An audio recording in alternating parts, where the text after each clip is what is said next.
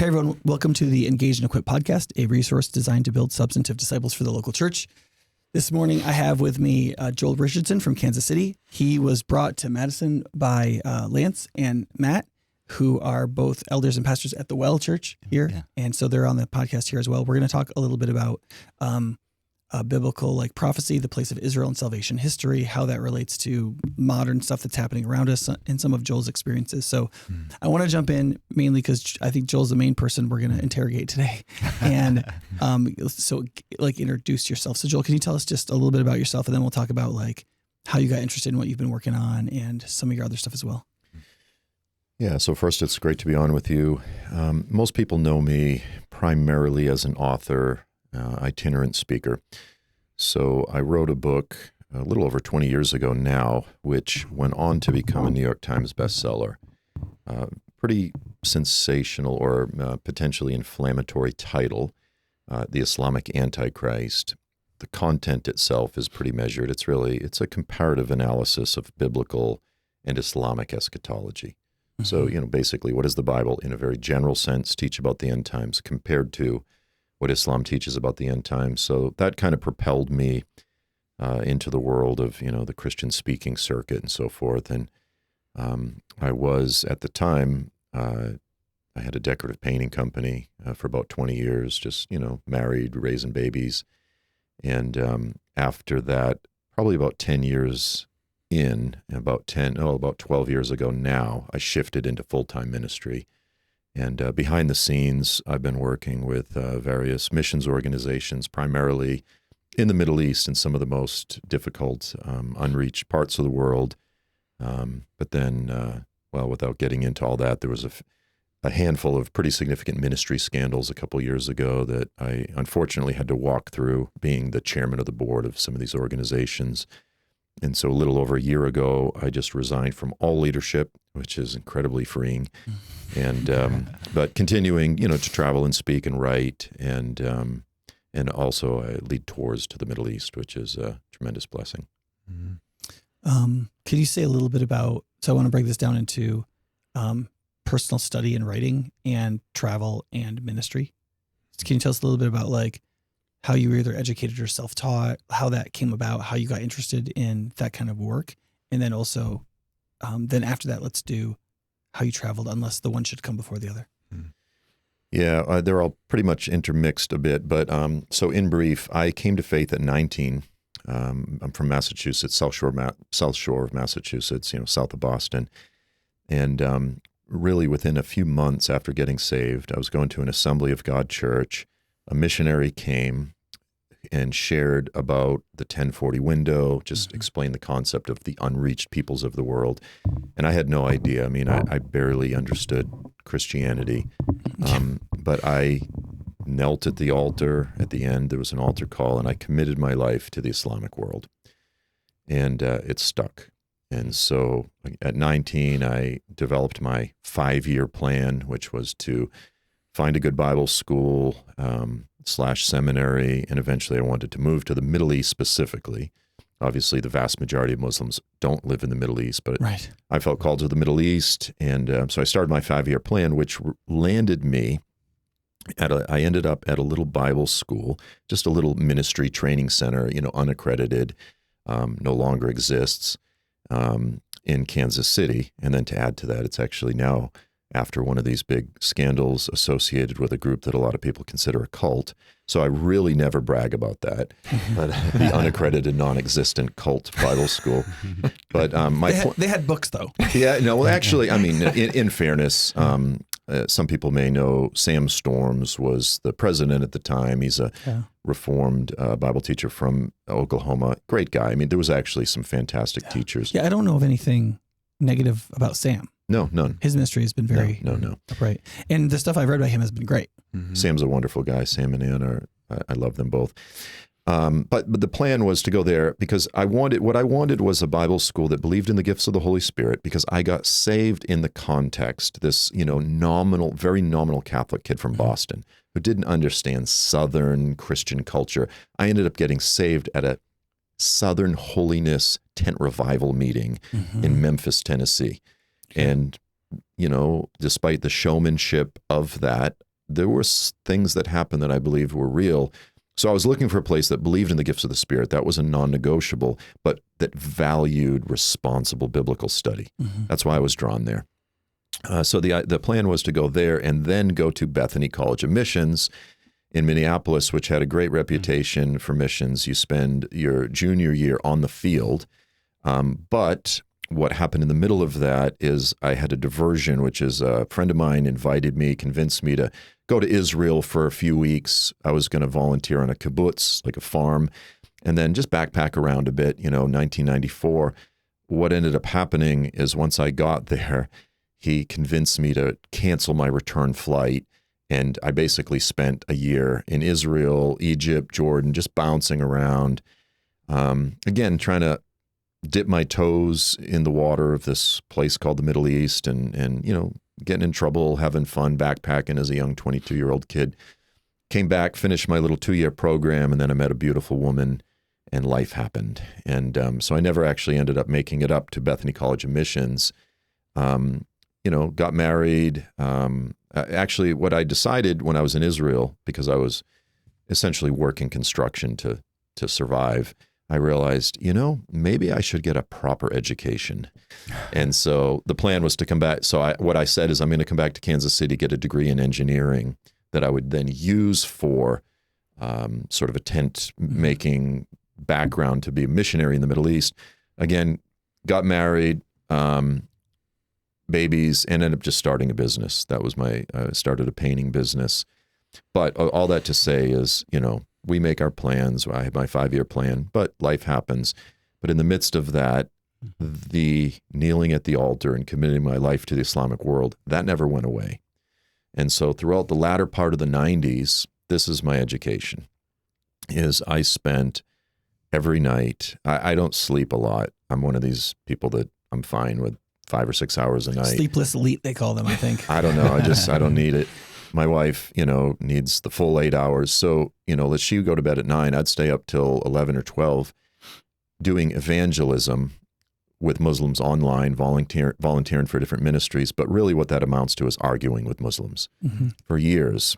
And for people who, they love to talk about evangelism and missions and this sort of thing, there's nothing more challenging than actually engaging people and building real relations. Some of these conversations went on for years. You meet a guy, there was one fellow, we argued for 8 years. Indonesian doctor, spoke 8 languages. He got a master's degree. Specifically, his master's degree was in the history of the development of the Christian canon of Scripture, just so that he could argue with Christians.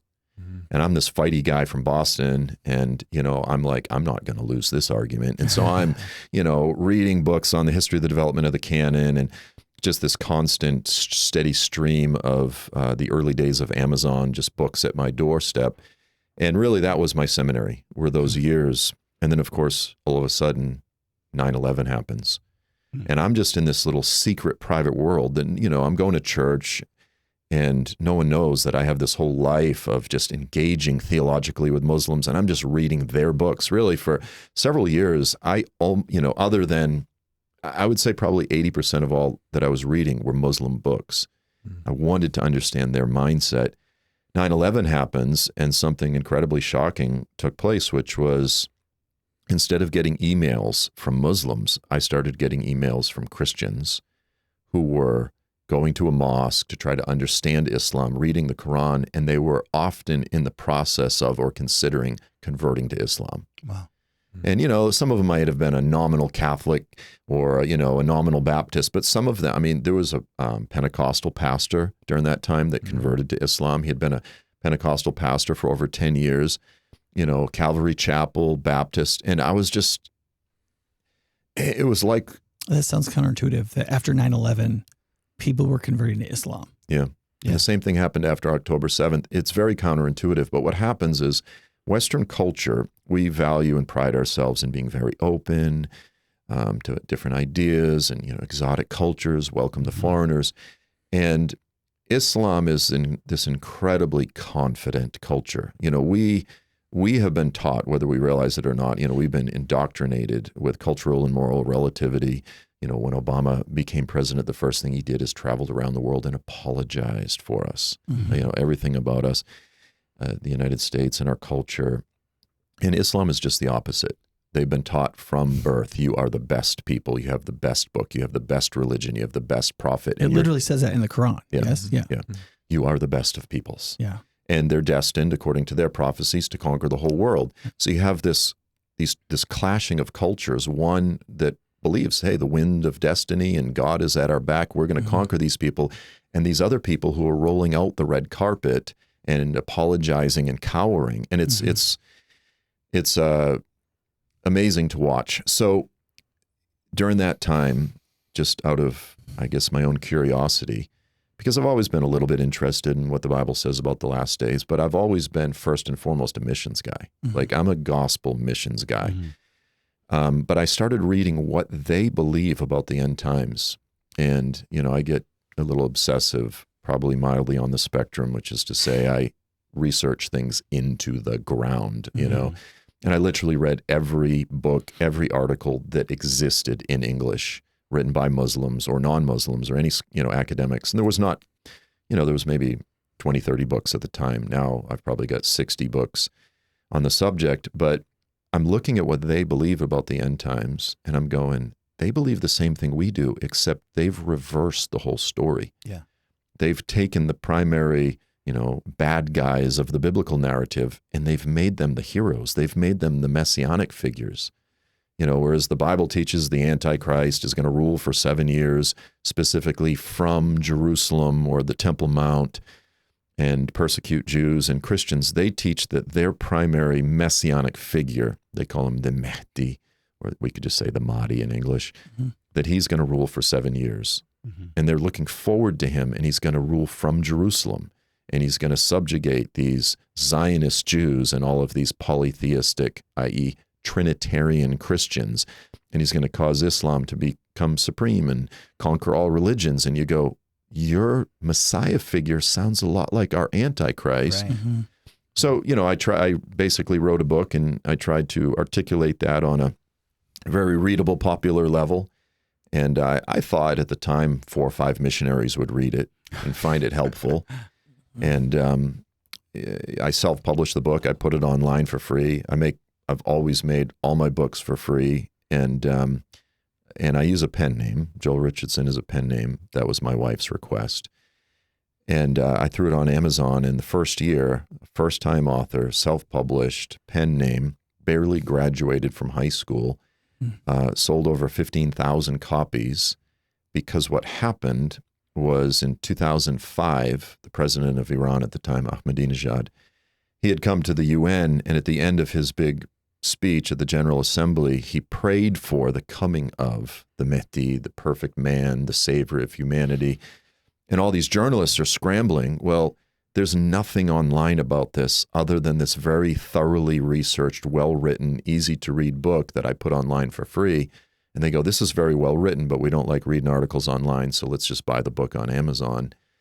And it became this kind of underground bestseller, and then it got picked up again and became a New York Times bestseller. And next thing you know, I'm on Fox News with Glenn Beck on the single most watched program in the country, talking about the Antichrist. And I'm going, what just happened to my life?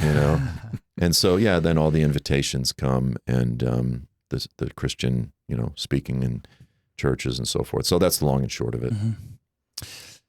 Where you are in your life right now, what would you say your goal is? Like, what are you trying to do? So right now I'm going to therapy. I'm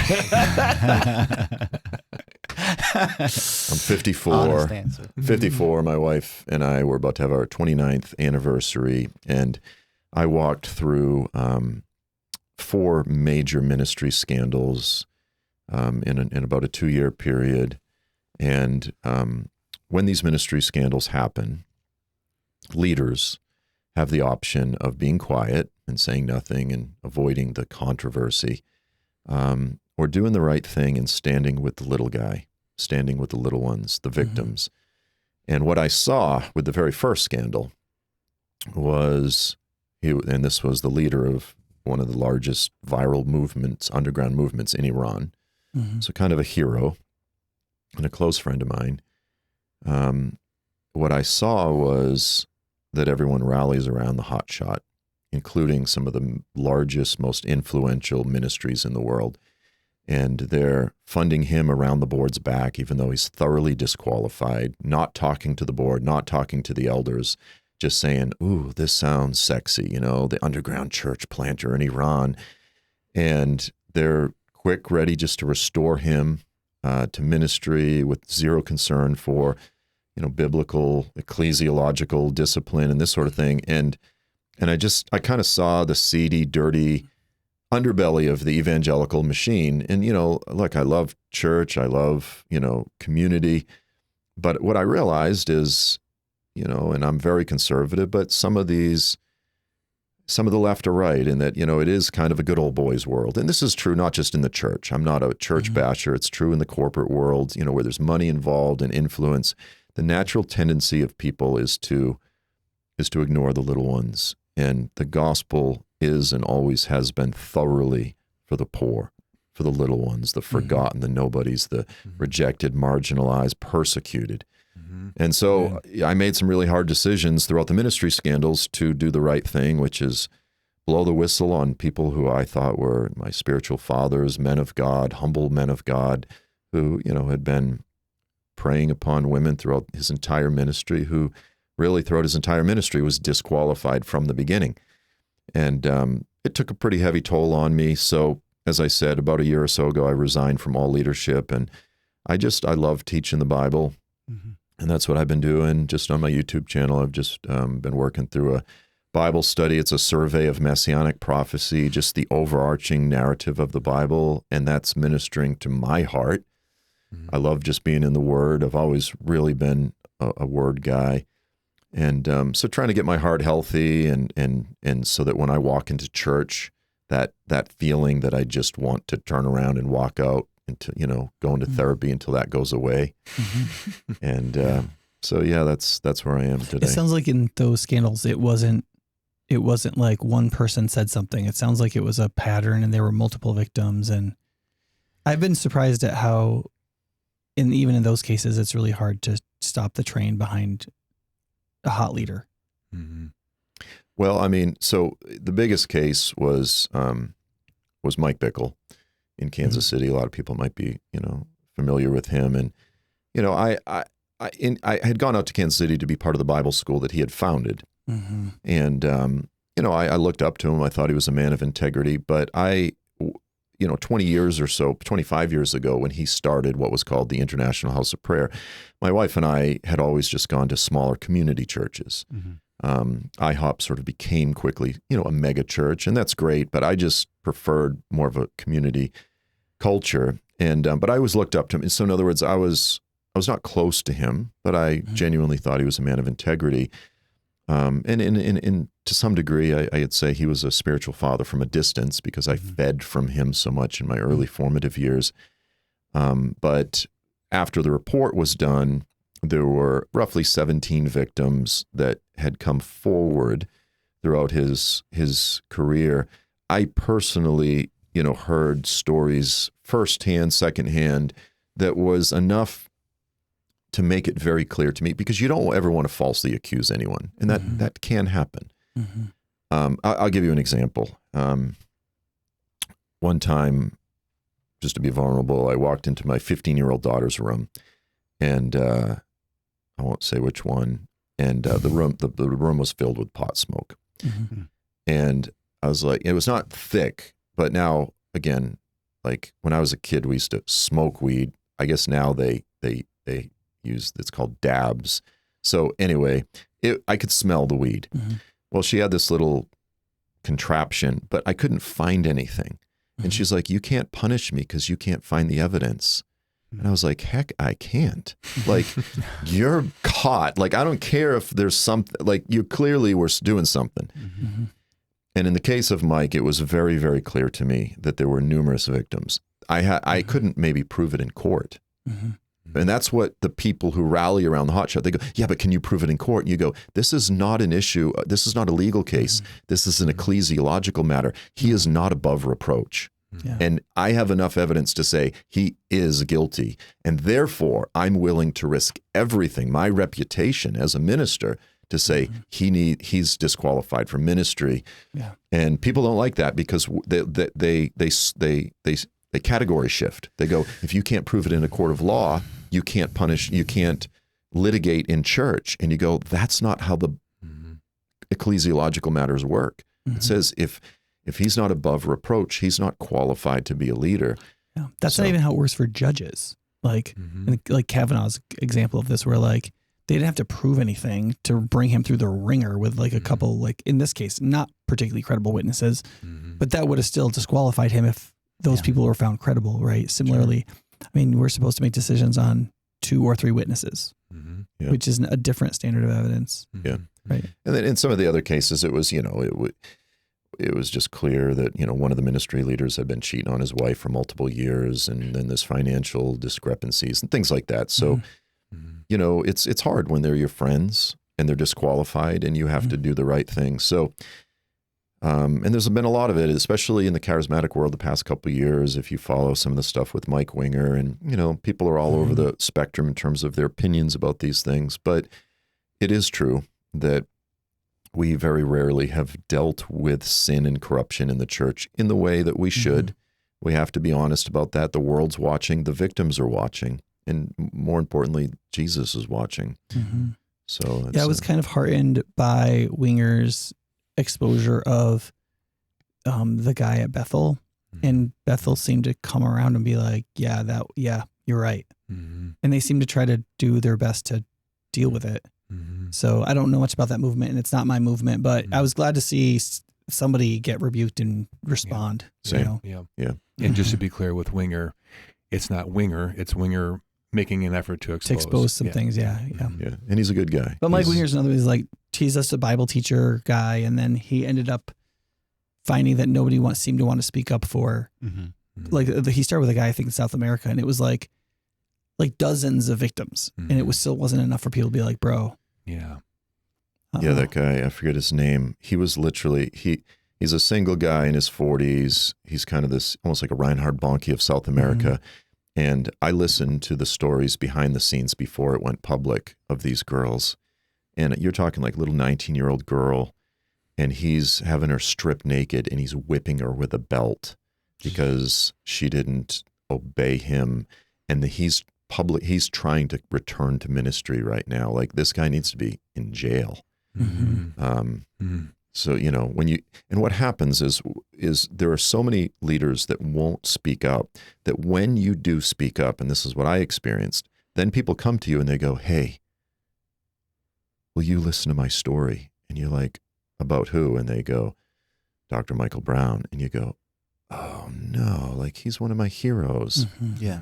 And then you hear the story and they go, now will you listen to the other person's story? And you're like, I don't want to, but yes, I will. And then you're accountable, because then you hear, oh, wow, this is, 5 or 6 of his former close associates, friends, elders, all who have the same story. And you go, I can't deny it, and what Dr. Brown did compared to Mike Bickle and so forth was not as severe, but it was a long history of covering up and then slandering people who were trying to bring about proper biblical discipline, and it did need to be brought forth. So that's what happens is once you speak out, then, and this is what's happened with Mike Winger. Everybody wants to tell you their story. Stephen Coco is the South American evangelist's name. Yeah. So once he did the Stephen Coco video, then people start coming to him. Yeah.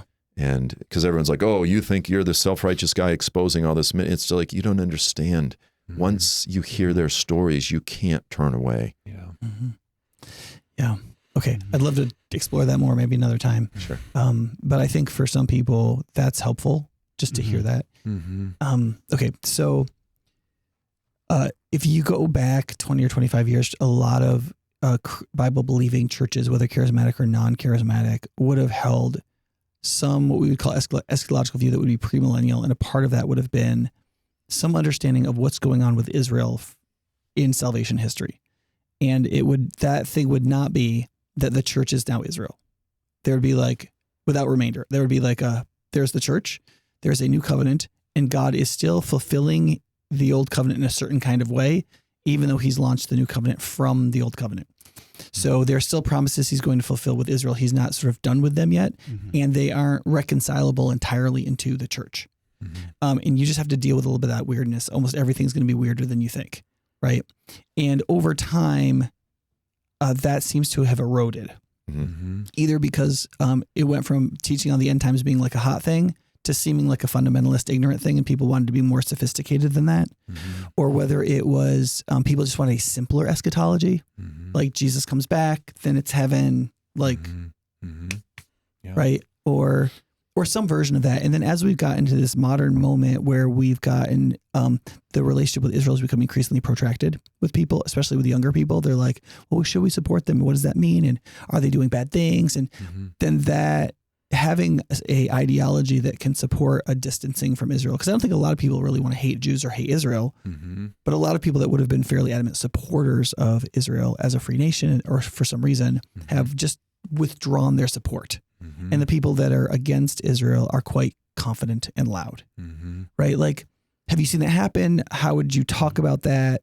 My understanding is part of the reason you guys brought Joel here was to talk about that. Yes. But that's a development. It's not a good one. 100%. And your summary of the last 25 years could not be better said in my mind.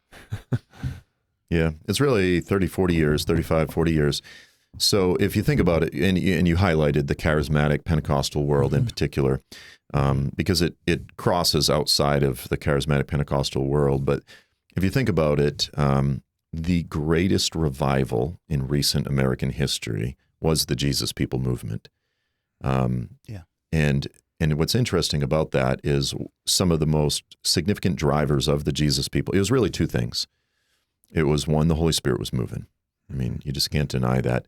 But two, it was Hal Lindsey's book, The Late Great Planet Earth. And that book scared the hell out of a lot of people. I mean, literally. Yeah. And, but it was, Israel was reestablished in 1948. And that fact caused people to begin looking at what the biblical prophets have to say. And they're going, wow. And then Hal Lindsey and others like him did a good job of saying, see, this is that.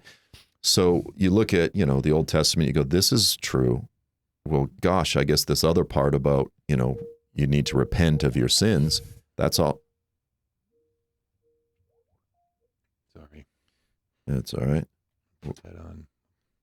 We're not interested in your offer of a free roofing after the hailstorm. Thanks for calling. Sorry, Joel. But so the Jesus People movement,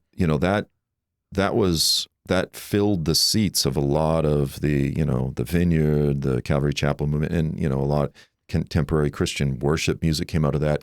So, but then what happened was Hal Lindsey also wrote a book called 1980s, Countdown to Armageddon. And then you had Edgar Wisen in 88 Reasons Why Jesus Will Return in 1988. Never forget it. And just this little booklet. I have been reminded of that book's existence so many times when people talk about over predicting. And so people got burnt. They, hope deferred makes the heart sick, and the natural tendency of humans is to overreact, which they did. And so there was a lot of burnout in the charismatic world. And you highlighted a few of the important things is pastors, they look out at their congregation and they go, okay, what are they talking about? Well, they're talking about prophecies. They're talking about conspiracy theories. They're talking about the end times. And they go, I want them to be engaged. I want them to be engaged in the community and evangelism. And they go, I think that stuff might be a distraction. And so they go, I think this other eschatology over here is going to make them more engaged in the now. And so they choose an eschatology, in a sense, just out of pastoral convenience. Not necessarily because it is better defended biblically, because they go, I think this is going to make them more engaged.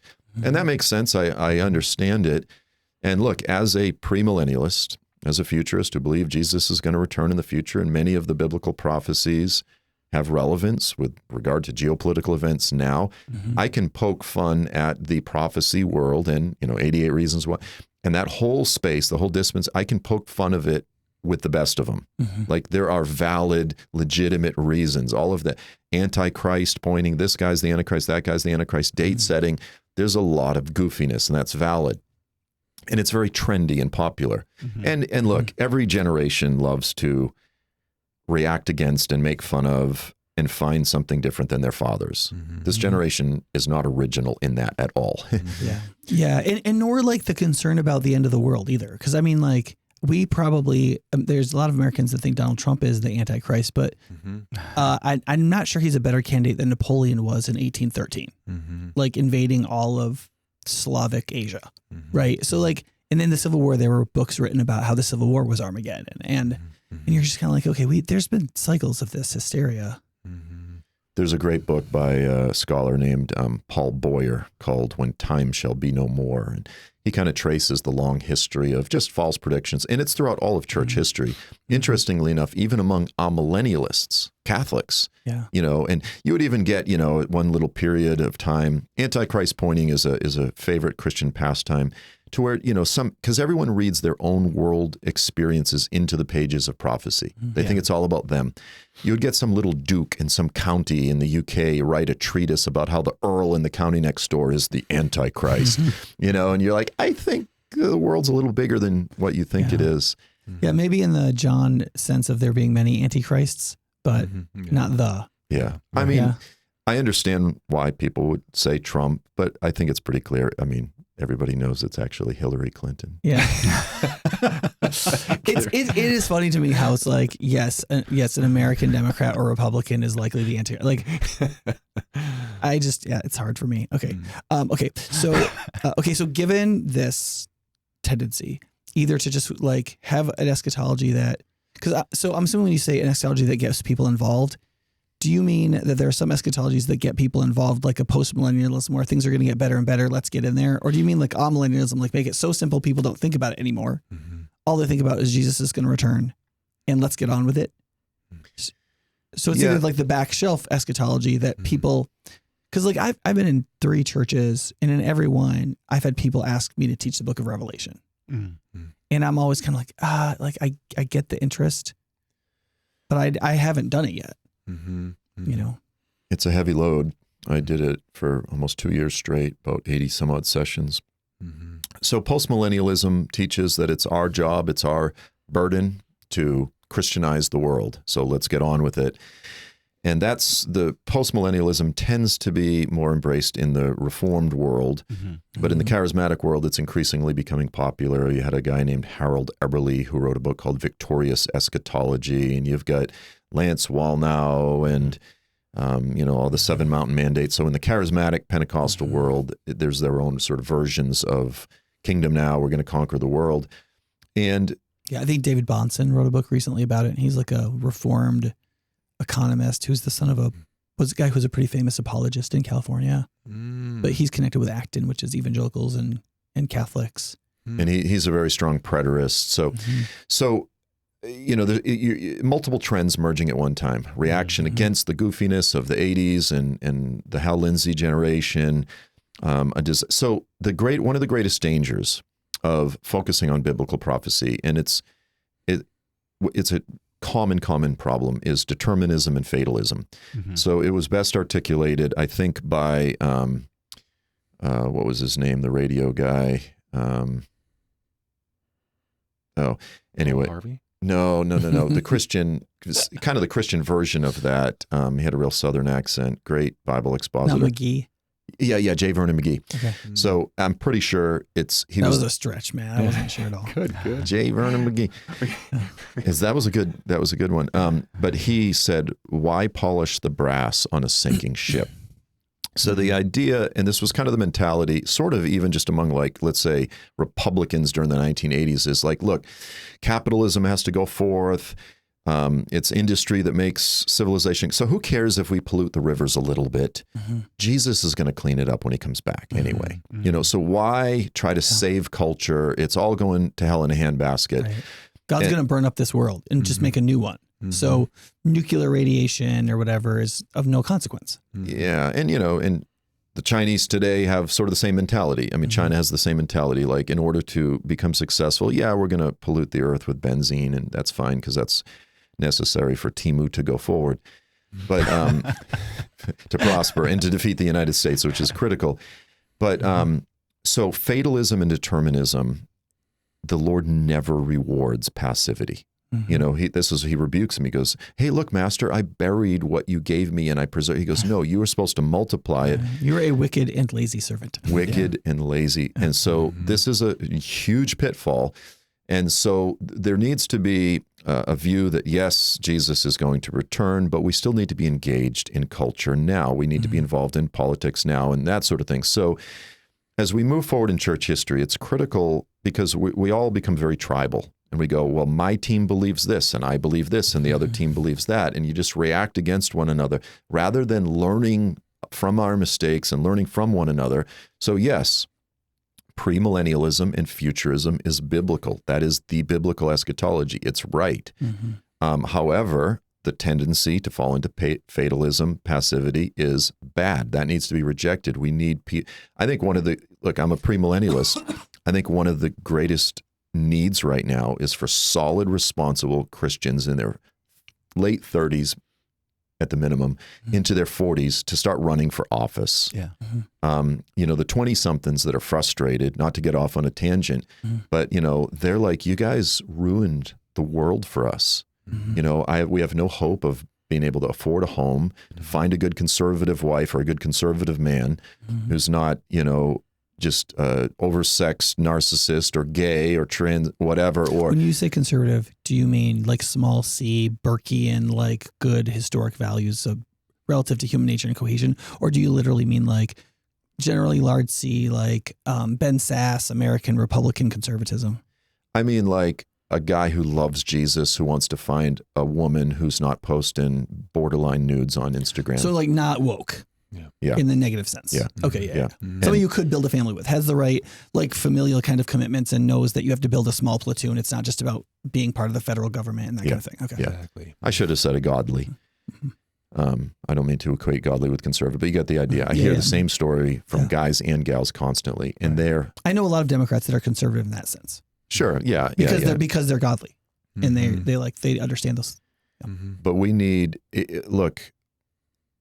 we need people who are going to make some pretty radical choices, but shy of what some of these Nick Fuentes, you know, we need to kill everyone in Congress and we need a dictator, you know, who wants to overthrow the Constitution. Like this is an actual conversation among the 20-somethings-year-old right now. We need leaders that will get into government to make hard decisions that are going to say, whoa, whoa, whoa, whoa. You know, the Constitution actually is a good thing. And, you know, we're not going to become the white Christian nationalism that is emerging, particularly in the reform side with the Joel Webbins and the Dale Partridges and all that. That stuff needs to be rebuked firmly. But some of the points, this is the hard thing, is some of the pain points that people like Nick Fuentes are touching, some of those pain points are real. And if we don't acknowledge some of the frustration that these 20-somethings are feeling, we're going to lose them. And there's going to be a revolution if things continue the way they're moving. So that's kind of a side point. But yeah, seems like there's a pressure cooker on both sides. I think this gets us to something related to eschatology, and particularly the Jewish people and Israel. Is it seems like as people move out to those edges, to what you might call a reformed white nationalism. So I would say, like, if we say that that's to the right, I would say like to the right of, say, somebody I would put like on the inside of like, okay, this is reasonably Christian. I would say like Doug Wilson, I would say. Sure. Like he's post-millennial and he's like, hey, like Christian nationalism, if you define it right, is a good thing. But he defines it very carefully. You get past him, I'm like, okay, I'm real nervous, right? On the left side, you get a similar like they would call it anti-Zionism, right? And it's sort of like, but you're getting the same thing. You're like, we should not support Israel. We should not support the Jewish people. Jewish people in general have placed themselves in disproportionate places of authority, wealth, control, and power in our country. That has been somewhat subversive. It's been kind of secretive. We need to bring it out into the open. We need to read and order these decks and not be supporting the Jewish nation for billions of dollars that we should be giving to our own people and so on, right? Like we can't afford a house, but we can give Israel this many billions and Ukraine this many billions, that kind of trope. Yep. Does that make sense? And you're hearing this, I think, on both sides, right? So, like, how would you like try to reel that in? So I can't speak to the left. I believe prophets or, prophetic voices rebuke their own, in-house. I can't speak to the left because I'm on the right. But in the same way that a lot of the goofiness and so many of the problems exist on the side of dispensationalism, on the alternate other side, it's very trendy, very popular to make fun of dispensationalists or, my grandfather and my father support Israel and Hal Lindsey and Kufi, Christians United for Israel and what's his name down? And you said it a little bit about style is the younger generations are always going to be influenced by style. And so you kind of have the stereotype of this overweight, white, Southern preacher who, God and Israel, that's a match made in heaven. Hallelujah. And then on the other side, it's amazing how much damage for eternity sweet tea has done. That's true. It's cumulative. Yeah. And then on the other side, you have this soft-spoken British Anglican vicar who's incredibly well-versed in a broad range of academic disciplines, and he's sipping gin, and he's waxing eloquent about theology. Smoking a pipe, maybe. Smoking a pipe. And you get the seminary kid in the coffee shop, and he's going to be influenced by style. And so he's going to buy into that more intellectual side of things, and he waxes eloquently about the suffering of the poor Palestinians and how Israel is a lot of the tropes that you just suggested. But what most people are not aware of is that as much as there are ditches on the side of dispensationalism that are real, there is, I would argue, a far greater, bigger, painful, even bloody ditch on that side, which is the long history of the Christian mistreatment of the Jewish people that is directly correlated from bad theology, replacement theology in its various forms. I mean, it's a spectrum. There's soft supersessionism and there's harsh supersessionism. Okay, this is a good place to nail down a few terms. Okay, so premillennialism Jesus will return prior to the messianic kingdom, the millennium, which will be a real kingdom on this earth that will last a long period of time. Either the round or exact number is 1,000 years. Yeah, it could be literal or symbolic. And it will be like kind of Israel as it should have always been, ruled by the messianic king and affecting the nations the way Israel was always meant to. The way the prophets describe it. The son of David, Jesus, the king and the seed of Israel, ruling from Jerusalem over the whole earth. The nations no longer going to war with one another. And Jesus, as the king of Israel, yea, the king of the whole world. Yeah. Okay, so premillennialism is Jesus comes before that. Yep. Then there's a millennium. Yep. And then a bunch of final end things happen after that, like a final judgment, Armageddon battle, all that kind of stuff happens at the end of that. And then we wrap up with like new heavens and a new earth and so on. Yeah, Armageddon would come when Jesus returns. But so I'll simplify it this way. The Bible teaches the two-age model. So we're in this age, and we're looking forward to the age to come. This age is the age of corruption, the age of the curse. The age to come is the age of redemption. Now, since the first coming of Jesus until his return, the Bible also says we're in a time period, which is a subset of this age. It's called the last days. We've been in the last days since the first coming, since Pentecost. But there is also the more restrictive time period that surrounds his final return that is like the ultimate last days. Well, the millennium on the flip side, so the last days is kind of the transition out of this age. Right. The millennium is the transition into the new heavens and the new earth. It's much better than now, but it's still not perfect. And so that's probably the best way to look at it. Okay. And so premillennialism is that Jesus is going to return before the millennium. The millennium, he's going to literally reign on the earth. Yes. It's going to be it's going to be a long time. Yep. And then there will be full resolution of that second period of time. Okay. Yep. Postmillennialism is the idea that Jesus will reign sort of spiritually, and an ever increasingly influential church will rule the world through the spirit of Christ and Christian virtue and so on, which will influence and not infiltrate, but like infuse the governments of the world and lead to this reign of Christ in the world, which will be a millennium or a long period of time. Right. And then Christ will return. So the millennium is something that isn't observable as Jesus physically here, but it is a reigning of Christ through his church in the world. So the church will be victorious in cultural transformation of the whole world. Yeah, we will eventually, the gospel and the church will eventually succeed in Christianizing the whole world and establishing this kind of golden Christian age. And this has been most popular when Christian societies have seemed in their greatest ascendancy. So like Jonathan Edwards and John Wesley were both pretty much post-millennial, but they lived in a time where like Europe was going through an industrial revolution. Like they were exploring the world. They were finding all these new places. It just seemed like that was happening. And where that happens, post-millennialism tends to be more popular. When things are really bad, people tend to be more naturally premillennial because they're like, okay, this sounds like everything's falling apart, right? And then amillennial is there is no literal millennium, either an infusional one or a literal one, but Jesus is just going to return, and then there's going to be the new heavens and new earth and judgment, and that like it's going to be clean. It's going to be bup, bup, bup, bup, bup. Yeah. And my biggest objection to that is that's not nearly weird enough for God. but also, but one of the things that, and so then for dispensationalism, essentially we talked about all these like time periods. There's like this, and there's a time period where you're leaving, and then there's the time period for this, and there's the 7-year reign, and you start getting like, okay, now there's like 20 time periods, and you're like, okay, so if you categorized all those time periods, what would you call each individual sub time period? And the answer is, well, a dispensation, a certain amount of time for a certain purpose. And then if you have a system in which you try to line up all the dispensations and get them all right and then predict them and say what they're all going to be, you'd get something like dispensationalism. So premillennial dispensationalism is premillennialism in which all the stuff is cut up all accurately as much as they can, and it's all described very specifically, which is where you get the charts with 100 different lines going to things and the rapture. Yeah. So for the first 300 years of the church was overwhelmingly premillennial.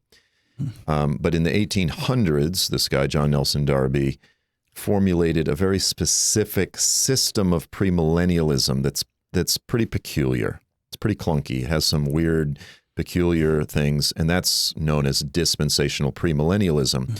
Now, that said, again, it's very trendy and popular to make fun of dispensationalism. Since the mid-1800s, it's now been, roughly, I guess we're coming close to 200 years, it has developed. And so, you've got progressive dispensationalists. So you've got scholars today like Michael Vlack or Michael Spiegel. There's a lot of great dispensational scholars who are anything but the goofy, silly, sensationalist, Hal Lindsey types that are in my opinion, some of the best Christian scholars out there right now articulating an actual biblical eschatology. Yeah. So for people listening, like Moody Bible Institute and Dallas Theological Seminary, probably the most famous, have been associated with dispensationalism, but both of those schools are predominantly what you've called like progressive dispensationalism. Like they've fixed a lot of stuff. They still believe that there's periods of time and stuff will happen, but it looks a lot more like what would have been called classical premillennialism. I call myself a historic premillennialist, which is, again, the first 300 years, because I just think there's no need. I just leapfrog. As I said, dispensational is pretty clunky. However, I just need to qualify, while the church was predominantly premillennial for the first 300 years, they also did embrace soft supersessionism or replacement theology. And so I don't believe in replacement theology. And so so they were kind of ambiguous. They thought a lot of the church as replacing Israel in the covenant, but they also believed that there would be a real millennium. The Jews would be part of it in some meaningful way. Romans 11 would be fulfilled. Yeah, God still has a future plan for Israel. And so even today, like Thomas Schreiner, a lot of these amillennialists, they are supersessionists, but they still have a place for Israel in the future and that sort of thing. So I call that soft supersessionism. Let's start with this. What biblically do you think are like the hallmarks of why premillennialism is in fact true? Before we get to like why it's important, the question we should ask is what's true and false, and why is premillennialism true as opposed to some version of supersessionism, whether that's a version of postmillennialism or whatever. Okay, so I'm sorry, we didn't define supersessionism. Supersessionism is the belief that the church fully replaces Israel in the new covenant, and all the Old Testament promises are fulfilled in the church and not in ethnic Israel. Yeah, the church is the new and the true, or the spiritual Israel. Right, and you're saying that's wrong. Yes. That the church is this new, really special thing. It's amazing, but all the promises to Israel remain promises to Israel, where they are not obviously, where they don't have an obvious New Testament fulfillment. the people of God has always been a faithful subset within Israel. Mm-hmm. And then really, and even throughout the Old Testament times, that included a bunch of Gentiles that joined Mm-hmm. themselves to Israel. So it was not just ethnic Jews, but it was mostly Mm-hmm. Jews. And then after the Pentecost, it became much more of a Gentile. So Gentiles are now joining themselves to the covenants, to the hope, to the... It's still first for the Jew, then for the Gentile, to quote Romans 1, right? Mm-hmm. But there's also some complexity to it, which is you go, well, what about the unbelieving Jews? You go, well, I mean, they're not saved apart from Jesus. That's very Right. clear. But God says that he made promises that when all is said and done, he is going to save all of them. But all of them is a subset who remain after the final time of judgment Mm-hmm. when he chastises his people for their disobedience. He says, all who remain, all who are left, at that time when Jesus returns, they all will be saved. And so people often frame it in these, well, it's either the church or Israel. And you go, yeah, it is. Of course, you have to believe in Jesus. That's a non-negotiable. Mm-hmm. But there still does remain this ongoing covenantal promise that remains over Israel. So how do you relate to somebody if you go, this guy's not a believer, but I know the Lord's told me that person will become a believer? How do you relate to someone that will be? And so we relate to Israel as the majority are not believers. They're enemies as it relates to the gospel, but there still remains this covenantal calling, like an umbrella over them. So it's complicated. And unfortunately, today, very few people have the ability to think with nuance. Mm-hmm. We think in 30-second TikTok sound bites. Mm-hmm. But If you had to make like you were going to be on like a Glenn Beck show or something like that, and you had to make a 10-minute or less argument for why to prefer some kind of premillennial view, how would you make the argument? Would it be like Romans 11 with Old Testament promises that are not fulfilled in the church? So the simplest way to explain it to anyone is when you look throughout the prophets, you have numerous, very detailed, beautiful, technicolor descriptions of a time that is much, much better than now, Mm-hmm. but it's still not fully perfect. And in the theological community, they call these the kingdom passages. Mm-hmm. So passages like Isaiah 1 through 11, where it says, the nations will stream up to Jerusalem. And again, nation will no longer take up sword against nation, and no longer will the nations learn war. Mm-hmm. And numerous passages that speak of Jesus on the throne in Jerusalem. So at the core of these, you go, how do we interpret these? So there's always going to be a spectrum from literalism to metaphor and symbolism. Mm-hmm. So you get fundamentalists that say, I take every single word in the Bible literally. And you go, you mean in the most rigid, hyper-literal, wooden literal sense? And they go, yes, I take every single word literally. I go, okay, so let's look at this passage in Isaiah 60. I think it's like verse 5 or 8 or something that says, you will nurse at the breasts of kings. Mm-hmm. You will suck the milk of nations and nurse at the breasts of kings. You take that literally? They're like, I need to get back to you on that one. So the Hebrew prophets use poetry, they use metaphor, they use symbolism. But then the amillennialists, so they'll make fun of a wooden fundamentalist rigid literalism, but then they say, well, yes, the picture that they're painting is of the earth filled with peace, where the nations are no longer at war, where Jesus is on the throne in Jerusalem. But that's all a metaphor for the church right now. When it says nations will no longer be at war, what it means is in the church now, Gentiles and Jews all get along. And so they take it to the other extreme side of pure metaphor. And the way to interpret the prophets properly, which is what any historical biblical scholar worth their salt will say, is through the lens of what's called prophetic realism. And this is the way we interpret language every day.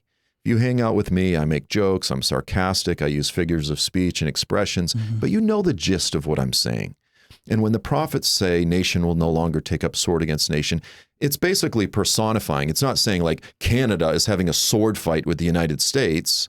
Like that would be the most hyper-rigid, literal. That's not what it's saying. It's saying the earth will be at peace and the nations will not be at war. That's prophetic realism. It's much closer on the spectrum to the side of literalism. You could call it rational literalism. That's how we interpret language every day. That's how you understand the biblical prophets. You don't go to the extreme side of hyper metaphor. You don't go to the extreme side of wooden literalism. There's a balanced place of, we know what they're saying when you read it. And the lamb will lie down, or the... Yeah. Why shouldn't Christians, so you said the way they interpret that is they interpret that as in the church right now. Why wouldn't Christians interpret that as a description of like the heavenly kingdom? Like what it's going to be then?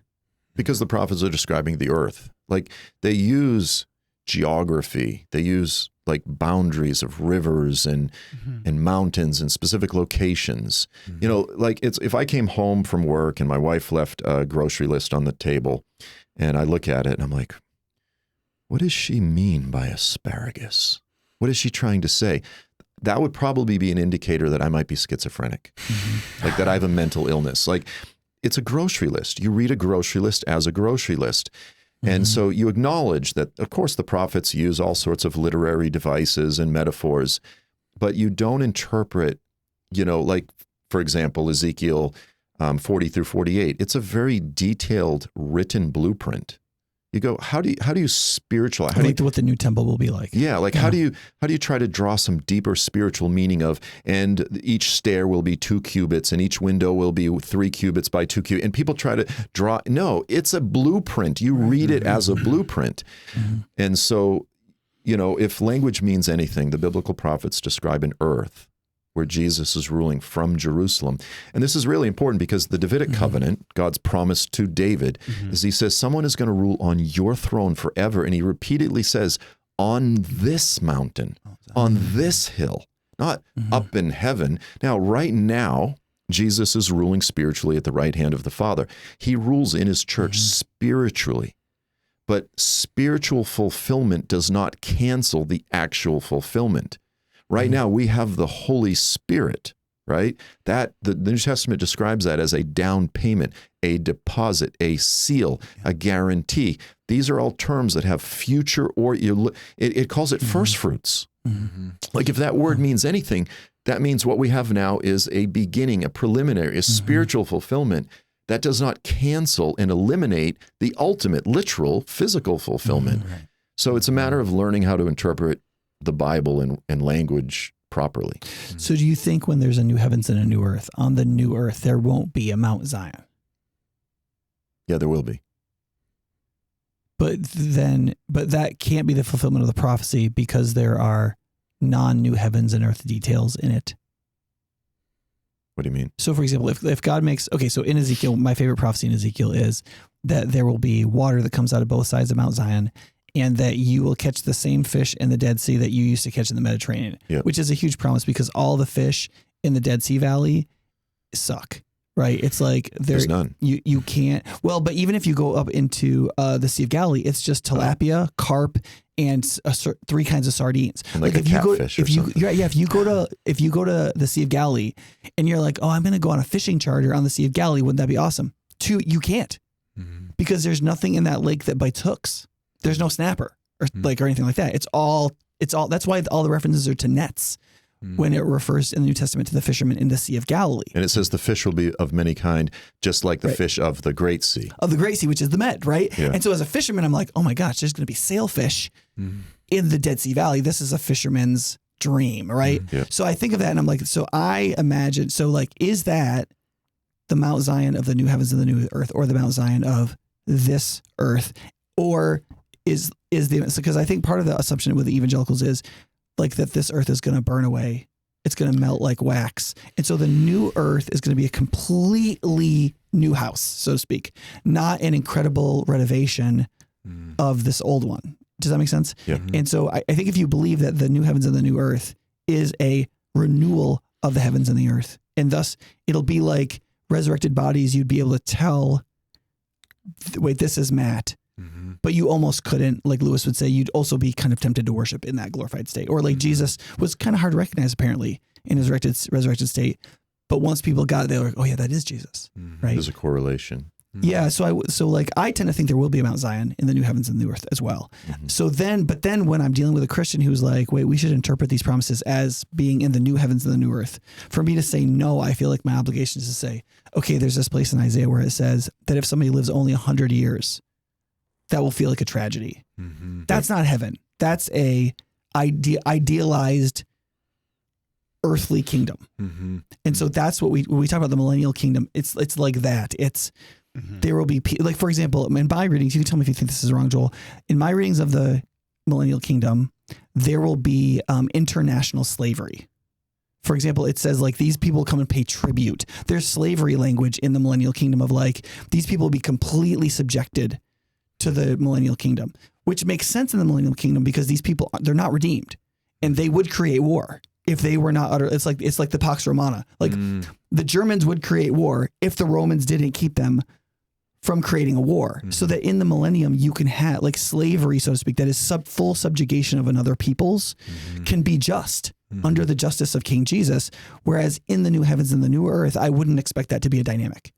Does that make sense? Yeah. So like my argument has always been like these sub promises. They're suboptimal, but way better than anything we've experienced. Those are the tells that this is millennial, not fully eschatological. Do you agree with that? Yeah, no, very much. So you quoted Isaiah 65, which is, Isaiah 65 just says if someone dies at the age of 100, it's like they died in their youth, but it also calls it the new heavens and the new earth. Yeah. And you go, so is that just, that's just language just saying like death. So I think there's a period, again, this is why I call it the millennium, a transition into the age of perfection, is where death is being eradicated, but it still exists a little bit. And there's a phasing into the age of perfection.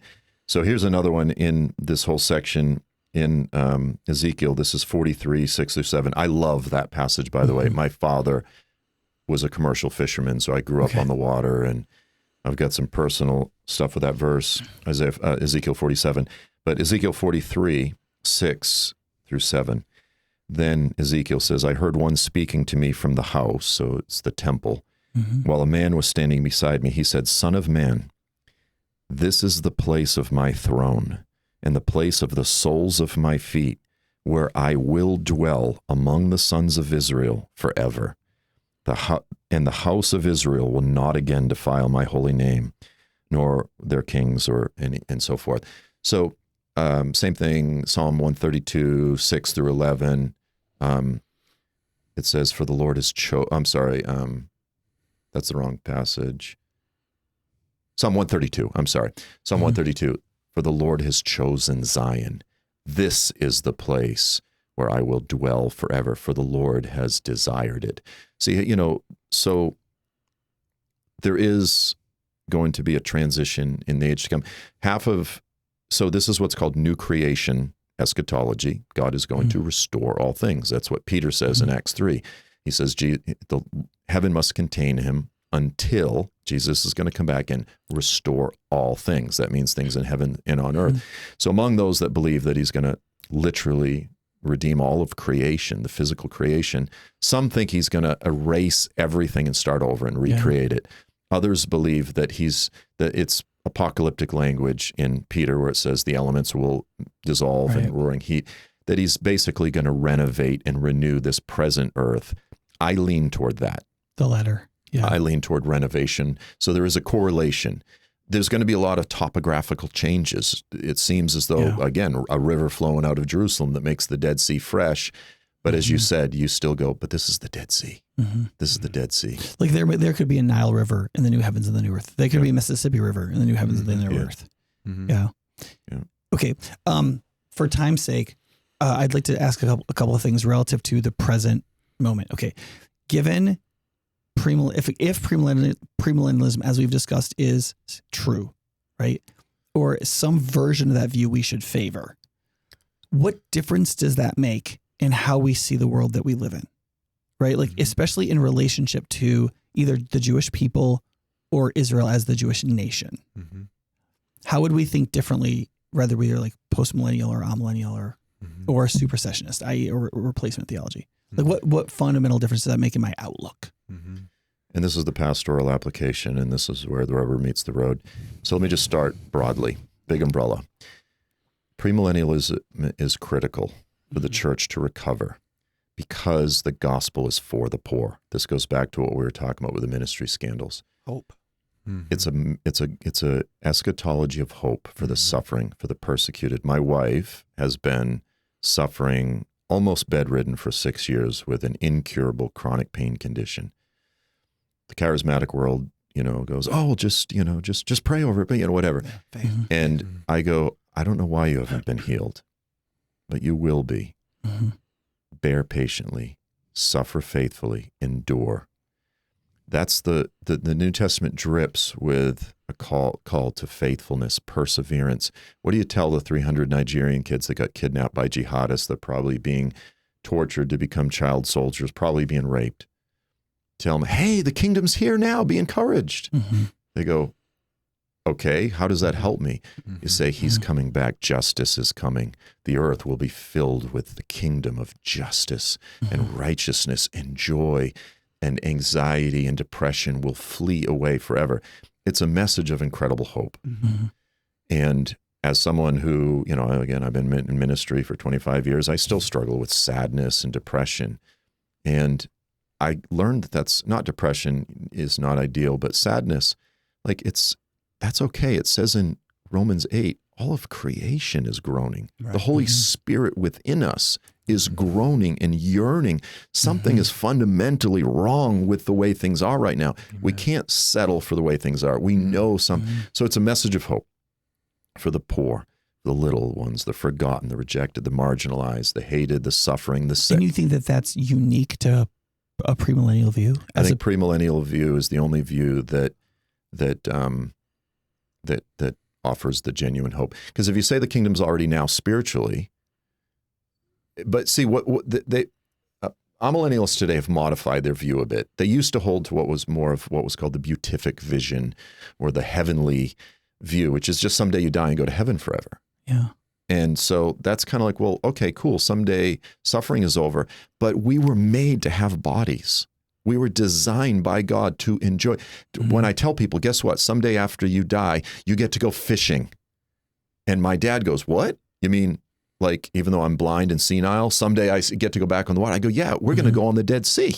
And we're going to catch sailfish. And he's like, I'm excited. It resonates. Right. I tell people, guess what? You're going to be in heaven with a harp. And we're going to sit on a cloud. Yeah, that's like trying to convince people, guess what? Someday you're going to eat gravel forever. Yeah. And people are like, I don't like gravel. You're like, no, but it's so good. Like half of the Christian preaching is trying to get people excited about something that we weren't designed to be excited about. Heaven, I can't resonate with a disembodied to be a ghost forever. But I say, we get to eat food. And people are like, yes, because I like food. So wouldn't one of the more famous people that has repopularized the idea that we're going to live in bodies in a new heaven and earth, somebody like Tom Wright, who is not premillennial? Yeah. Because I would say the fundamental views for that is you've got to believe that there's going to be a new embodied future existence, and there are going to be judgments where God brings forth justice. I mean, don't a number of eschatological views believe in those two really fundamentally biblical ideas? Yeah, a lot of amillennialists today are embracing, really since Anthony Hakima, amillennialists are turning to that direction, which means they are becoming more premillennial.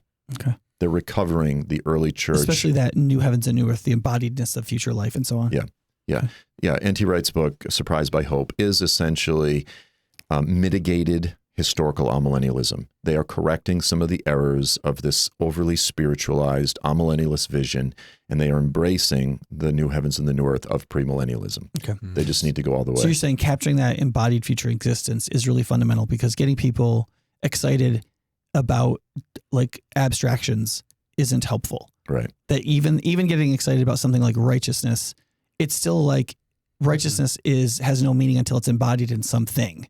So yeah, you get excited about righteousness or justice, but that happens in commerce, in leisure, in relationships of people in bodies and places. Yeah. 100%. Okay. Now, how that translates to the Jewish people is the Jewish people, undeniably, despite all of the tropes, all of the conspiracy theories, all of the stuff, the Jewish people are undeniably the single most hated, persecuted, hunted, and murdered minority people group in the history of mankind. Undeniable. So this connects when you say that's good news to the poor. So Jesus the Lord in Joel chapter 3, He says, at that time, when I restore the fortunes of Judah and Jerusalem, I will gather all the nations, the Gentiles, and I'll bring them down to the valley of Jehoshaphat, which is Jerusalem. He says, and there I will sit. Yahweh, Jehovah, will sit to judge the surrounding nations on behalf of my people, my inheritance, Israel. Mm-hmm. Now, why do the nations come into the land of Israel? Because it's the Lord's divine chastisement because of their rebellion and unbelief. The invasion is God bringing the nations there to punish them. But then he says, I'm going to judge the nations because of how they treated my people Israel. So there's a paradox. Mm-hmm. Which goes back even to Babylon or to Assyria. I mean, this is a multi-thousand-year thing. It's not just Jordan. Oh yeah, no, something. I mean, it's happened. You know, I mean, again, it was in the biblical narrative. It was Egypt persecutes them, and then the Assyrians, and then the Babylonians, and Antiochus Epiphanes, and the Romans, and then the Christians, and then the Muslims, and then Hitler, and the Russians, and now it's Australia. And now it's Tucker Carlson and Candace Owens. And, you know, it's nothing new. Yeah. Mm-hmm. If God's done with Israel, then Satan has not received the memo. And like in Ezekiel, there's a special promise for like a special grave for violent men who terrify, right? Like there's this, I can't remember what chapter it is, but there's a chapter where he talks about like, and then the arms of the Pharaoh are broken. Yeah. And he goes through all these like violent men, and he's like, I broke their strength. And that now they're in a grave where they have no, like, I humiliated the very thing that they use to glorify themselves in violence among the nations. And generally speaking, we see these violent attacks. Yeah. Like people want to kill these people. Yeah, I know. I mean, Jews are being attacked now in the United States. Just there was, 2 new ones just yesterday. Random violence against Jews because they're Jews because of, a war in the Middle East. And then you have in Matthew 25, you have the sheep and goat judgment, which is all part of the Olivet Discourse, Jesus' sermon on the end times. And of course, Jesus is just expounding on the words of the prophets, but he just explained that a time of tribulation that has never been in the history of the world, nor ever will be, like the greatest, worst tribulation that has ever been, that is specifically centered in and around Jerusalem and Judea will take place. And then he tells the lesson of the sheep and goat judgment, and he says, and then he'll gather all the people to Jerusalem. He's just expounding upon Joel 3, except Jesus is now placing himself in the seat of Yahweh. And he says, and he'll separate the sheep from the goats. And the goats get cast into the lake of fire. And to the sheep, he says, come, enter my kingdom. And they go, why? He goes, because I was naked. Yeah. I was thirsty, and you gave me a cup of water in the context of a tribulation that just happened centered in Jerusalem. And then he says, because of how you treated my brethren. Right. And so in the larger, this is just like, forget eschatology. This is basic Christian ethics. To be a good Christian should be to be a good human. Should be to be a good neighbor. Right now, my Jewish neighbors are terrified. They have taken all of their Jewish holiday stuff. They don't put it out anymore. I live in a conservative Midwestern neighborhood. They're terrified. Where can I send my kids to college that they're not going to be harassed? After October 7th, something has changed. And for clicks and for money and so forth, people like Tucker Carlson, even Megyn Kelly, all of the algorithms and the trends are driving them to continue to once again demonize the Jews because they are the most convenient scapegoats. They always have been. Whenever society becomes insecure, and for various social and cultural reasons, the easiest scapegoat are the Jews because they're this minority people who historically don't believe in Jesus. And so we say they control the world and this sort of thing. And the reality is Jews are just like anyone else. Jews are just like the Muslim immigrants that come to Europe and the United States because they just want some place in the world where they can raise their kids without their kids being killed. And Jews just want some place in the world where they can raise their kids without being killed. And for that, and for protecting themselves after they were surprised attacked by an undeniably apocalyptic death cult, terrorist organization, raping and killing their kids, dragging them away, Israel gets their kids back. And the whole world says, how dare you? October 7th happened. October 8th. Israel didn't even know. They were still trying to figure out what happened. Yeah. October 8th, hundreds of thousands of American Western college kids, European college kids, flooded college campuses in major capitals across the world, London, New York, protesting against Israel as their kids are being dragged away. And, I think I have a balanced perspective. I love Muslims. I love Arabs. I love Jews. I recognize no one's perfect. The United States is not perfect. But one thing I do know is that if someone comes into my house and takes my kids, I will rip the universe apart to get them back. And I don't care what anyone says. And that's Israel's, you can say, well, maybe they've been over heavy-handed or something like that. I go, I don't blame them one bit. If you go to Israel and you talk to your average Muslim in Nablus or in Gaza, they're going to talk about bloodlust for the Jews. You go back 3 years and talk to any Israeli, and they're like, no, man, we can get along with those people. Yeah. But after October 7th, that's changed. And there's a little bit of a, forget those people. Like, we're done. Okay, here's what I hear you saying. Some Christians would have said something like, look, the Bible just says if we bless Abraham, God will bless us. The Jews are totally special. You made it kind of a different argument. You essentially argued we should treat people with justice. We should be able to recognize when people are being mistreated. And the Jewish people, for whatever providential reason, have worn that hat for a long time. And they, especially right now. Yeah. Mm-hmm. And so it's in a way you made like a victim argument that like they are the victims. Yeah. We should be able to figure that out. And then we should treat them justly. I didn't hear a special, like, well, they're God's special people. I just heard kind of like no Christian ethics is that you treat people right and you understand what they just went through. And you, is that correct that you're just saying like if we just have a clear-minded ethical framework, we would be on the side of the Jewish people right now? 100%. I mean, it doesn't mean that we have to support. Look, people go, well, does that mean that we have to support every single thing that Israel does? I go, guys, Israel has its own critics. They're called Israelis. Israel has a vibrant political atmosphere where you've got tens of thousands of people throughout the past couple of years in Tel Aviv protesting against the war in Gaza. They're Israelis that are against it. And so, of course, you can have your own opinion about these things. But my question is always, why is it necessary? Like, where does this obsession come from?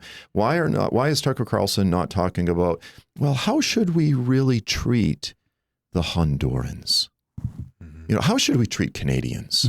I mean, should we love them or should we not? Like, why are we talking about Jews? Like, why does everyone have to have an opinion about every political little detail in Israel? And there's a sovereign reason behind it, which is, it's called the controversy of Zion. God, in his sovereignty, has chosen to make Israel's simple desire to enjoy their families and raise their kids in the piece of property that God did give to them. You really can't get around it. And that doesn't mean that they can do whatever they want. But do you feel like that's a Christian view, that every Christian should recognize that the Jewish people have a sovereign and ancestral right to the land we call Israel? I believe that God did give them the land. That if you look at Genesis 15, he goes, I have given you the land. You look at Psalm 105, 6 through 11, that was the one I was confusing with Psalm 132. The Lord says, like, to the children of Israel, I have given you this land forever. Now, it's a little more complicated than that, because then in the Sinaitic covenant, which we talked about last night at church a little bit, God goes, but if you don't obey me, I'm going to kick you out. So it's kind of like if I give my son a car, I go, this is your car, but he messes around. I take the keys away. But the title is still in his name. I have the keys. I've taken it away. Is it his or is it not his? I gave it to him. It's still his, but I took it away. And, possession is, what is it? 9/10 a lot. In other words, Israel's in the land right now. We can say, well, that's not their land. Well, God gave it to them. Yeah. They have the land. Now, I'll say this, but Israel, by and large, is in rebellion. And there is a heavy threat hanging over the current state of Israel right now of being kicked out. Like, there is a divine covenantal Mosaic warning that if you are in the land, and like, I have a lot of close Israeli friends. I love Israel, you know, as a conservative But they're not a American. particularly pious nation, Right. right? Like October 7th, and I just need to qualify this. I'm a music guy. I like going to bluegrass shows and stuff like that. I don't think if you go to a bluegrass show where people are smoking weed that you should be murdered. mm-hmm. I just have to qualify that. But you look But it at was a little Coachella-like, what was going on in the desert. it was a concert surrounding a giant Buddhist statue. It's like right out of Deuteronomy 32. Like Baal worship or Ashtoreth. Yeah. He says, when you enter the land and you do that which is evil and you make an idol, here's what I'm going to do. I'm going to utterly destroy you. Mm-hmm. And the few that are left will be scattered among the land of your enemies. Like October 7th was a almost direct read right out of Moses. And a much larger version of that will happen just prior to the return of Jesus, like Jesus and all the prophets are clear about that. And that is hanging over Israel right now. But that does not mean that it's not their land. They're just obligated to obey God in order to enjoy it. Mm-hmm. Mm-hmm. So it's a little more complicated. Everybody wants to just make this like this. It's either theirs or it's not. And you go, well, it is, but yes, they're also in rebellion. So would you say that for like an American Christian, should we have anything more than a fair, impartial regard for Israel as a nation? Should we like support them as any nation having a right to exist? When they do well, we support them. When they do evil, we don't. So here's the thing, this whole deal, and, you know, I'll bless those that bless you and curse those that curse you. I do believe that that's real, but what does it mean to bless them? Does that mean you just, no matter what they do, you just say, hey, hallelujah, Netanyahu sneezes, you say, hallelujah. No, it's to treat them fairly and justly, which is what you just said. That's all we're obligated to do. But also, when they're being persecuted, when your neighbors are afraid, that you stand with them. And I would do the same thing for what it's worth if my Muslim neighbors were being persecuted, if they were scared. So you do think like so like one of the things that comes up again and again for people is what are the facts, right? It sounds like you're operating from the facts are that the Islamic peoples around them have hated their guts and they have been looking for opportunities to kill them. They took an opportunity to kill them. Israel went back to tear the universe apart to get their kids back. And that was a fundamentally just thing. And what was done against them was not just fundamentally unjust, but part of like a long train of abuses built in a fanatical death cult that has fully infiltrated a group of people. And for the most part, brought them over to their ideology, even if they don't embody it. So like something like 70% of Palestinians believe that Jews should be totally driven out of the land. Yeah. I remember we had a girl go over to, she was living in Jericho, and she came and met us for a tour we went on for Lexi's and my 20th anniversary.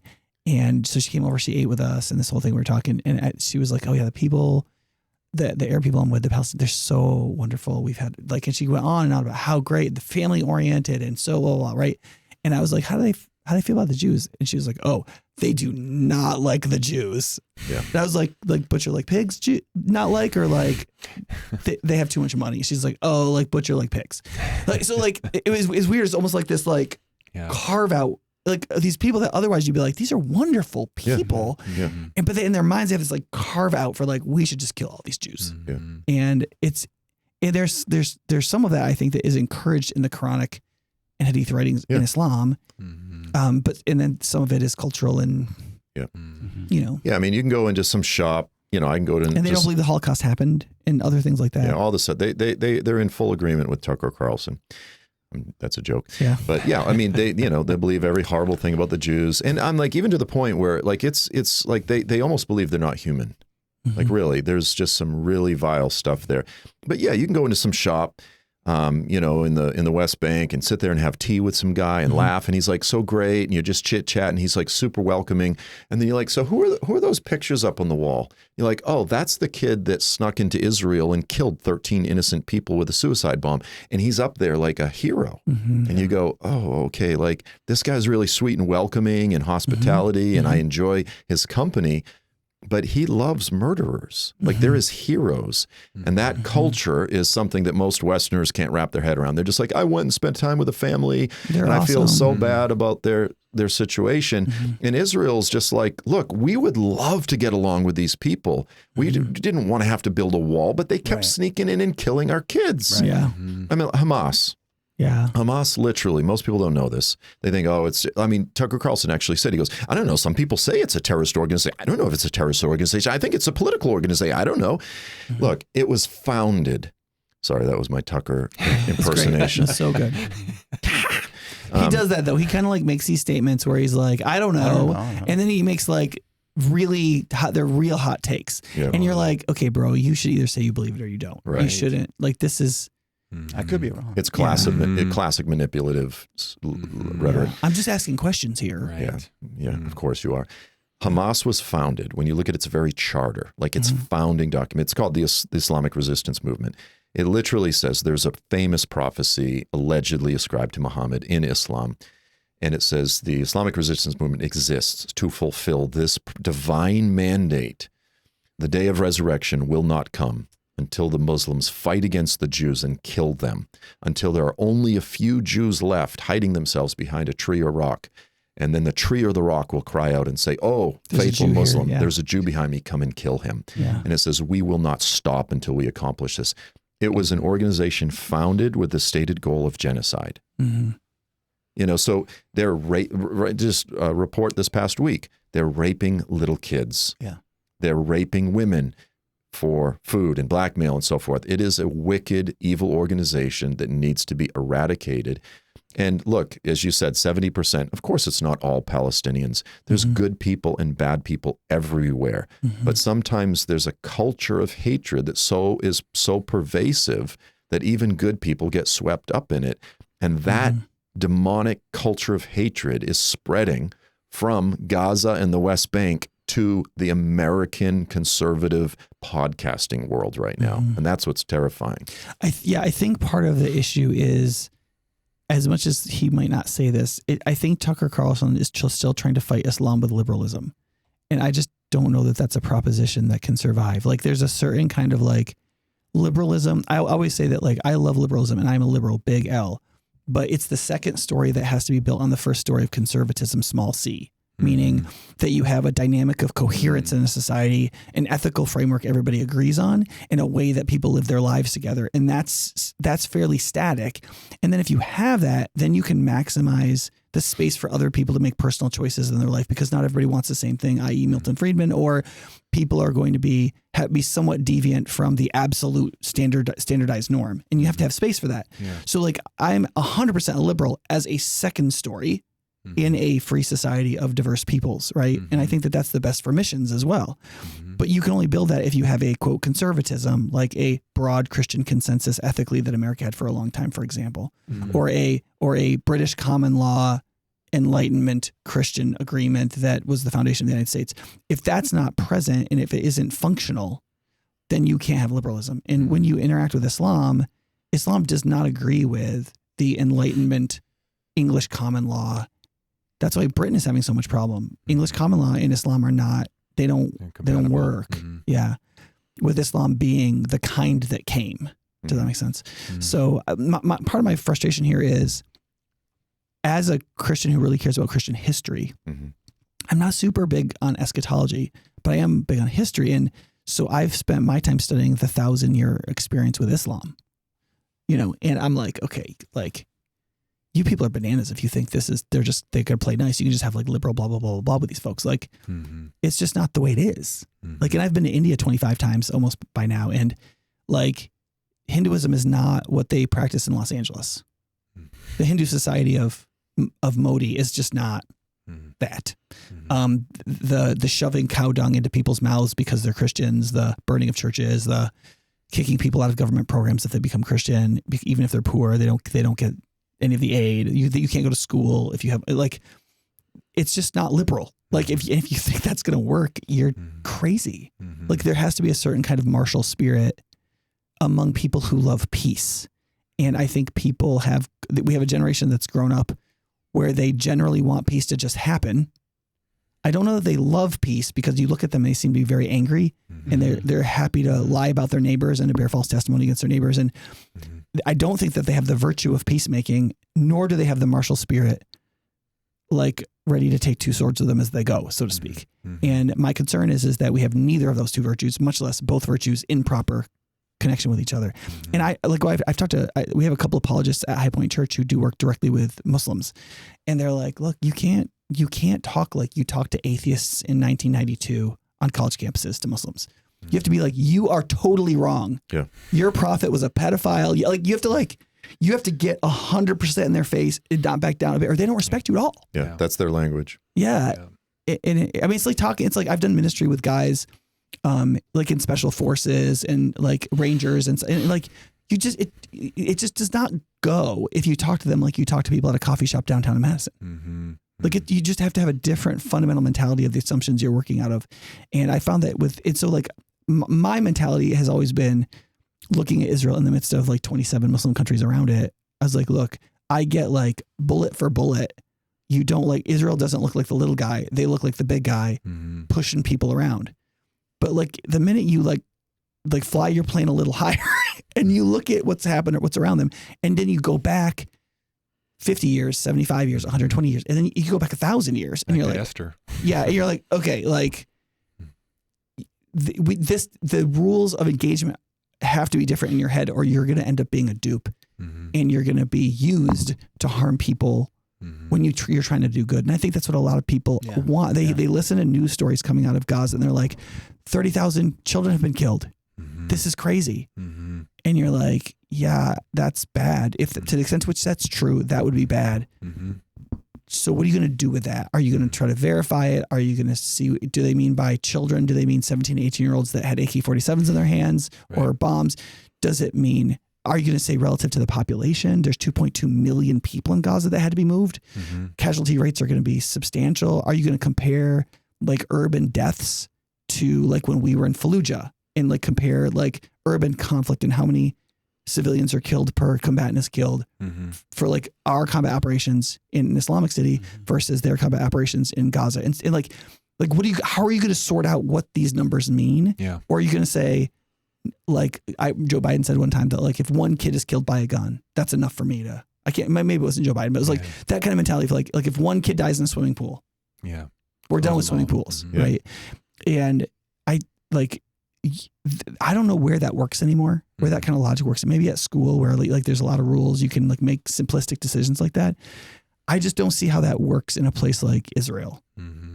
If you understand, like I can't fathom missiles just flying into my city, around my children. I just can't, like mentally. I'm like, how did they not kill all these people years ago?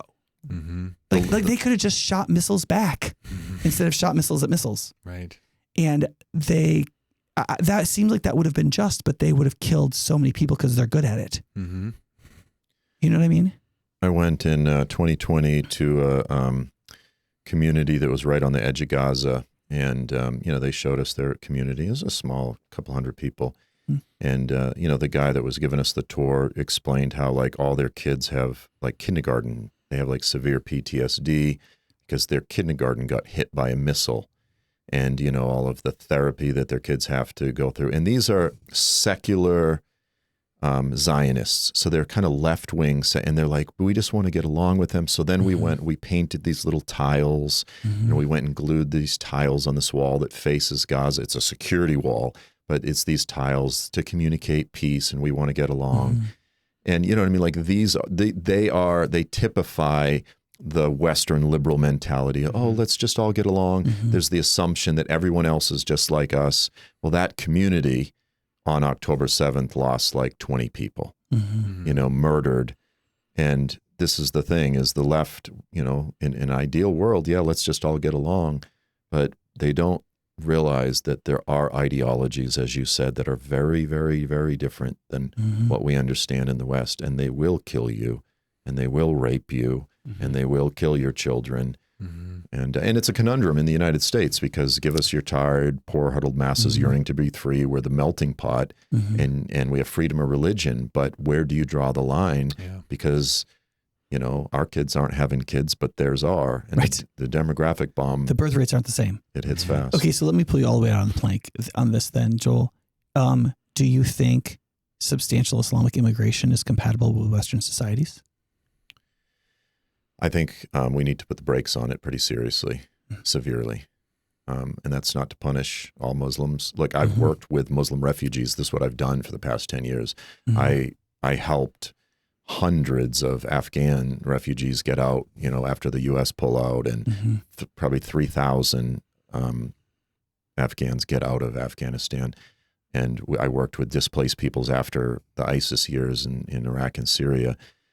So I understand, most people they're looking someplace to take care of their kids. However, looking at 48 mosques opened in Texas in 24 and 25, 48 new mosques went up. Like, again, I remember the wave during the Syrian crisis, 2011, 12, all the refugees that were pouring into the Dallas-Fort Worth area and supporting it and going to conferences where Christians were gathering, talking about how, and look, it's complicated, but this is, again, part of what I was talking about. They're needing to be responsible 40-year-old Christians that get into politics.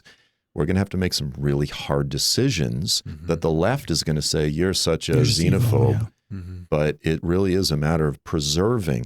I'm an old school Reagan conservative. I believe that Western civilization is worth saving. And I'll even go so far as to say I believe American dominance in the world is still, we're far from perfect, but I still believe it's actually a force for good. Yeah. Do you think Westernism is coherent without Christianity?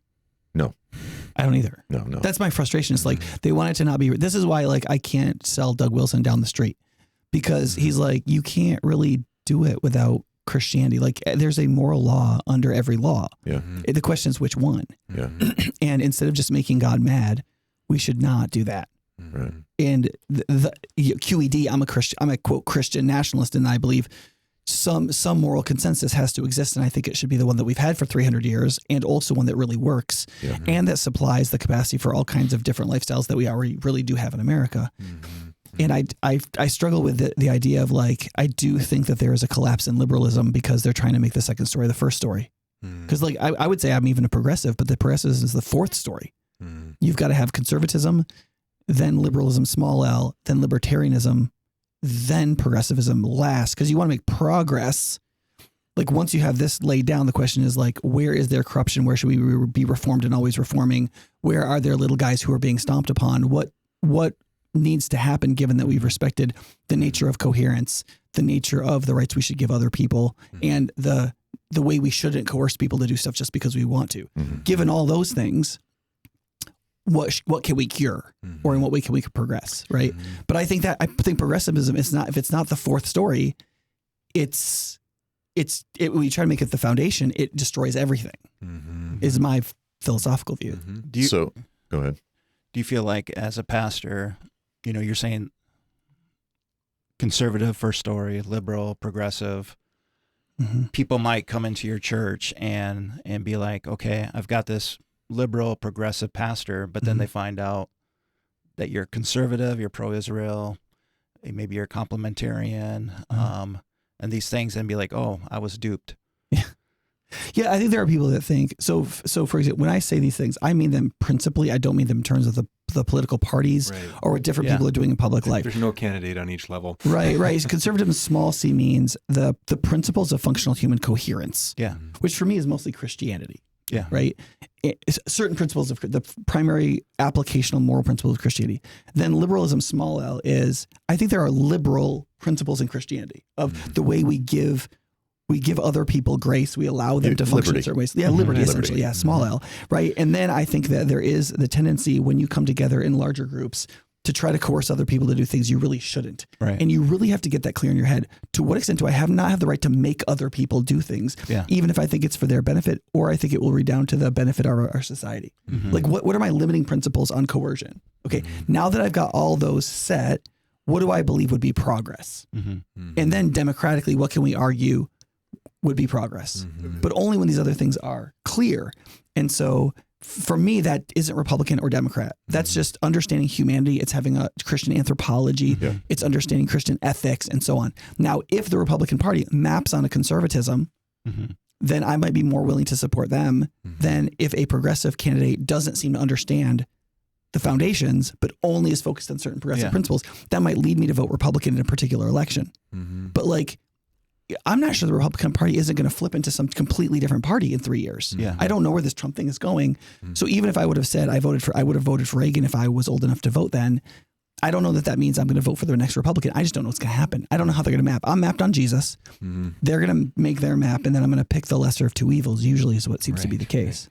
In the United States, it's just the pendulum swings back and forth. We get a bad candidate. We get another bad candidate.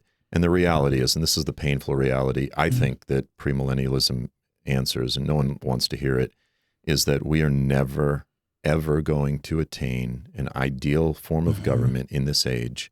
But the beautiful reality is that he's coming back.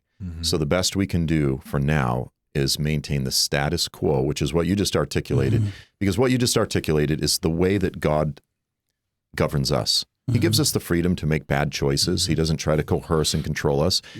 As I kind of joke, this probably won't go over well, but, with my gay friends, and I go like, hey, you can do whatever you want in your own bedroom. But just know that when Jesus is coming back, he's going to kill you. No, I'm just kidding. But, we're all going to stand before the judgment of God. He gives us freedom in this age, but we are still going to be accountable to him. So we try to govern that way. We try to maintain the status quo. As the old famous quote says, democracy is the worst form of government except for every other form. So you try to hold the line for now, preserve people's liberty and their right to make their own decisions while steering it clear of just the insane Marxist liberalism that we've seen for the past 10 years, and just know that he is coming back and he will establish a really just government on the earth. And so as hopeless as this current age is, government-wise, like if you just focus on politics all the time, it's a hopeless thing, especially if you've watched the past 30 years play out. But there is a just king that's coming, and that's, again, a message of hope.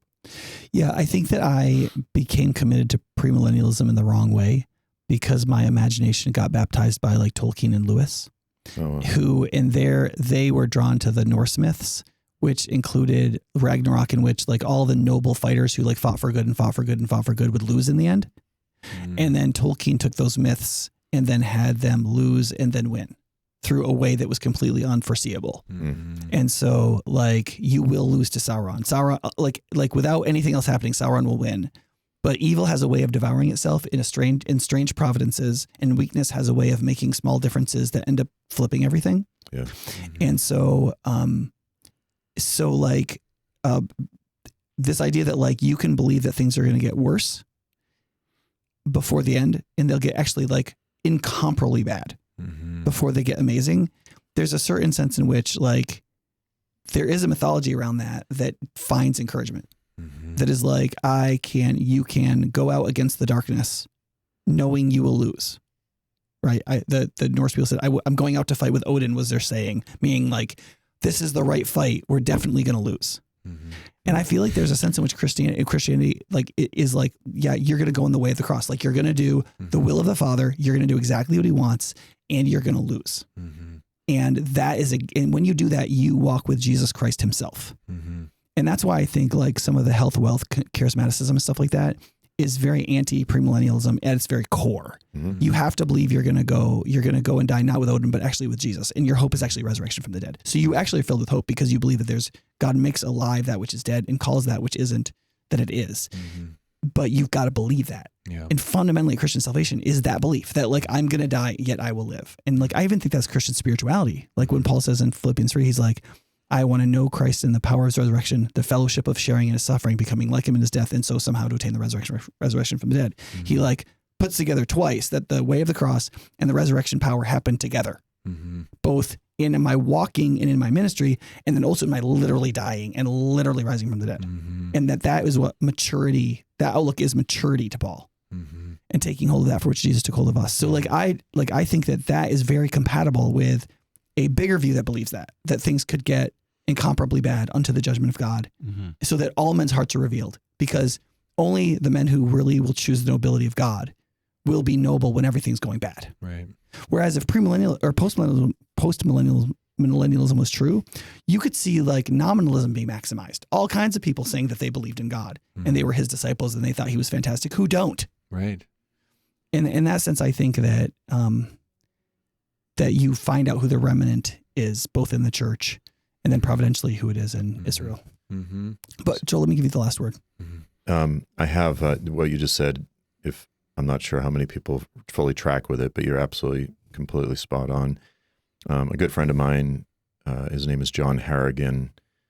He actually got his PhD in Islamic studies, but he wrote a book. We co-led a house church together for a few years.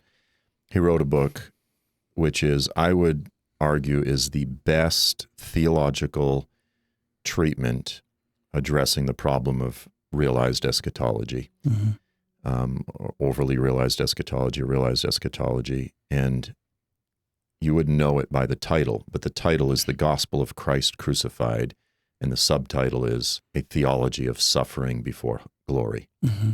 And so ultimately, to end this, premillennialism, in my opinion, is the only eschatology that embodies a theology of the cross, an actual biblical theology of the cross.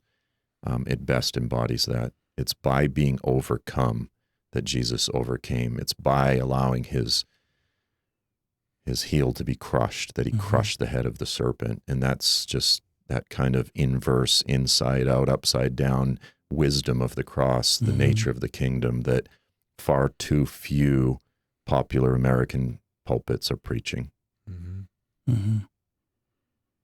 All right, I want to ask like 5 more questions, but at some point we have to stop. You guys have a luncheon you have to get to with pastors. And so, Joel, thank you so much for being here. Thanks, guys, for bringing him to town.